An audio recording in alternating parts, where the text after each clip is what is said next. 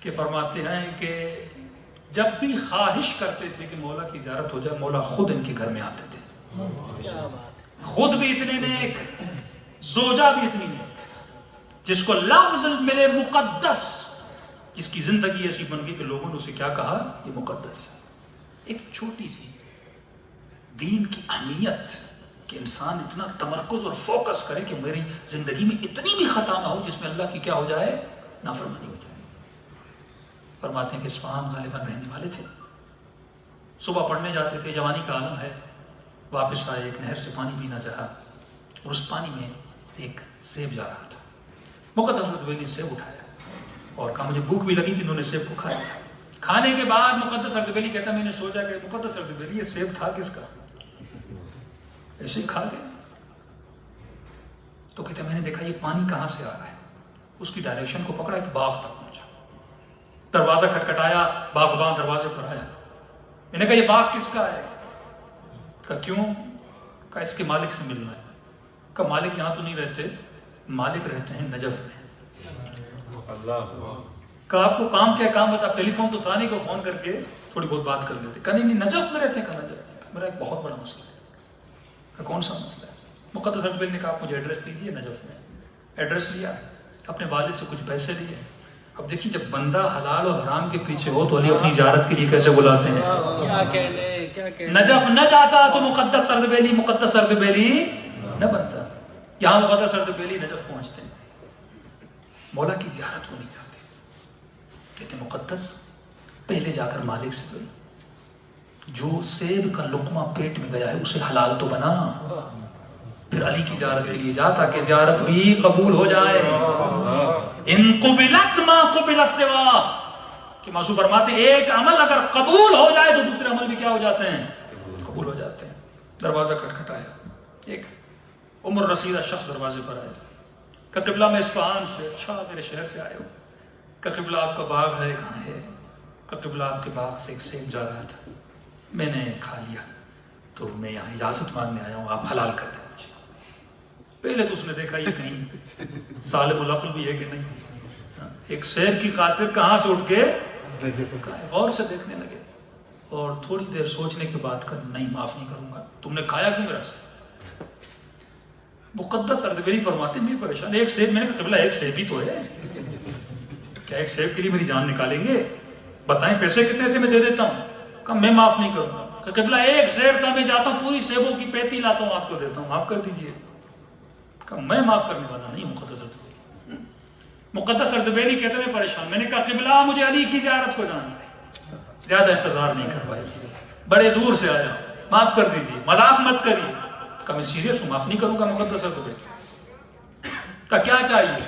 اگر کہیں تو 2-3 دن آپ کے گھر میں آپ کی خدمت کر دوں، غلامی کر دوں، کپڑے دھو دوں، جو بولے میں کرنے کے لیے تیار ہوں. کہ مقدس حضرت بیلی کا نام کیا ہے؟ اس نام بتایا. کہ میں کبھی تجھے معاف نہیں کروں گا.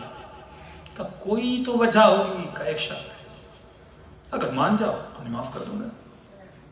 تو مقدس حضرت میں جوان تھا، جوانی کا عالم. کہ کون سی شرط ہے؟ کہ میری ایک بیٹی اس سے شادی کر لے.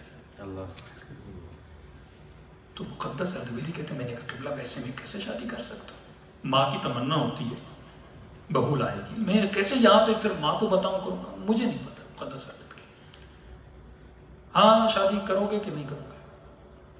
مقدس حضرت بیلی کہتے میں نے کہا ٹھیک ہے قبلہ شادی کر لیتا ہوں. کہا میری جان بھی لو کہ بیٹی ہے کیسی، اتنی جلدی ہاں مت کرو. کہ کیسی ہے؟ کہ دیکھو میری بیٹی آنکھوں سے اندھی ہے، کانوں سے بہری ہے، زبان سے گونگی ہے، وہ سر پہ بال بھی نہیں گنجی ہے. مقدس حضرت بیلی فرماتے میرے پاؤں سے زمین نکل گئی. میں نے کہا قبلہ ایسی بیوی گھر لے جاؤں گا، ماں کیا کہے گی؟ یہ کیسی؟ کہ نہیں اگر شادی کرو گے تو وہ جو باغ جس کا سیب یہاں بخشوانے آئے ہو پورا تیرا ہوا. تو مقدس حضرت بیلی کہتے ہیں میں نے مزاحن کا قبلہ جب بیوی ایسی باغ کا کیا کروں؟ کہ کوئی اور راستہ نہیں، کہ یہی راستہ ہے. میں نے کہا ٹھیک ہے قبلہ منظور ہے.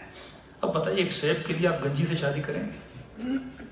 ایک سیب کے لیے لولی لنگڑی عورت سے شادی کریں گے؟ نہیں کریں گے. لیکن مقدس حضرت بیلی اللہ اور اہل بیت کو راضی کرنے کے پیچھے ہے. فرماتے شادی ہو گئی مقدس اردبیلی پہلی شادی کی رات بیوی کے حجرے میں بیوی سے ملنے جا رہے. فرماتے دروازہ کھولا مقدس اردبیلی, عورت کی گھونگھٹ ہوتا ہے. مقدس اردبیلی کہتے جب میں نے گھونگھٹ اٹھایا تو میں نے ایک حسین خاتون کو پایا, صاحب تقوی, اپنی نظر کو نامحرموں سے بچانے والا, گناہوں سے دوری اختیار کرنے والا, سیرت اہل بیت پہ چلنے والا. مقدس اردبیلی فرماتے فوراً میں پلٹا اور کمرے سے باہر نکلا اور استغفر اللہ ربی واتوب الیہ کہتے ہوئے اپنے سسر کے پاس گیا. میں نے قبلہ یہ کون ہے؟ میری بیوی کہاں ہے؟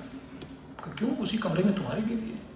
کہ نہیں قبلہ وہ بہت حسین ہے, آنکھیں بھی ہیں, بال بھی ہیں, سب کچھ ہے. کہ وہی تو میری بیٹی ہے.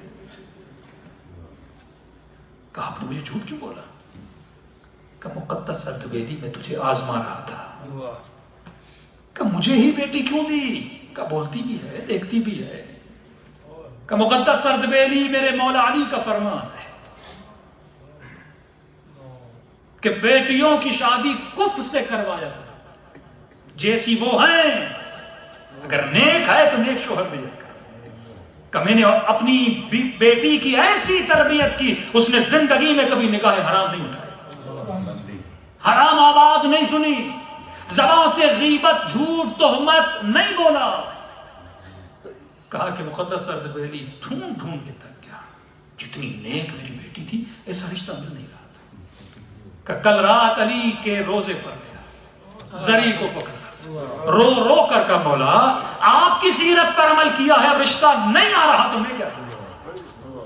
اگر نیک رشتہ نہیں مل رہا کیا کروں؟ مولا نہیں ملا میں شادی نہیں کرواؤں گا. اب میری بیٹی کا رشتہ آپ کے حوالے, رشتہ آپ کروائیے. مولا میں تھک گیا ہوں. کہ مقدس اردبیلی رات کو حاجت مانگ کر آیا تھا, حاجت روا نے صبح تجھے بھیج دیا. کل رات علی کے روزے پر زری کو پکڑا, رو رو کر کا مولا آپ کی سیرت پر عمل کیا ہے, رشتہ نہیں آ رہا تو میں کیا کروں؟ اگر نیک رشتہ نہیں مل رہا کیا کروں؟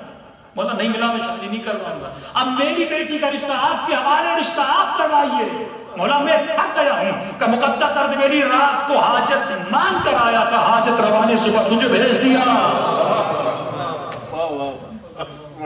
کہ کیسا نیک جوان بھیجا جو ایک لقمہ حرام سے بچنے کے لیے یہاں پر آیا. جب بیوی ایسی ہے اور شوہر ایسا ہے پھر گھر ایسا بن جاتا ہے. کہ فرماتے جب نیت کرتے تھے امام زمانہ ان کے گھر میں تشریف لاتے تھے. خوشنودی محمد و آل محمد بغاز ابن صلوات اللہ